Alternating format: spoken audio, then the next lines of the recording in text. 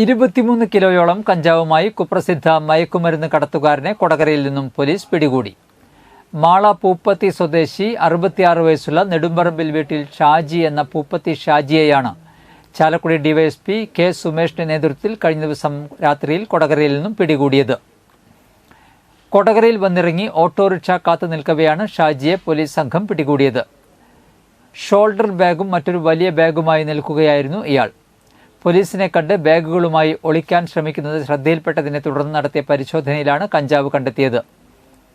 3 പതിറ്റാണ്ടിലേറെയായി ലഹരിക്കടത്തു സംഘത്തിലെ അംഗമായി പ്രവർത്തിക്കുന്നുണ്ടെന്നും വിവിധ സ്റ്റേഷനുകളിലായി ഇയാൾക്ക് 50ലേറെ കേസുകൾ ഉണ്ടെന്നും പോലീസ് പറഞ്ഞു.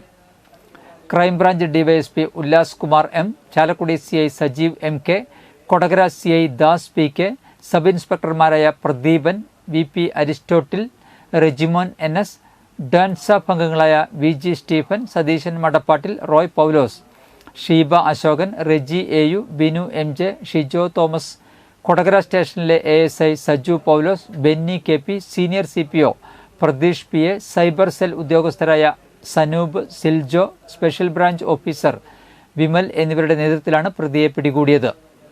നടപടിക്രമങ്ങൾ പൂർത്തിയാക്കി പ്രതിയെ കോടതിയിൽ ഹാജരാക്കി.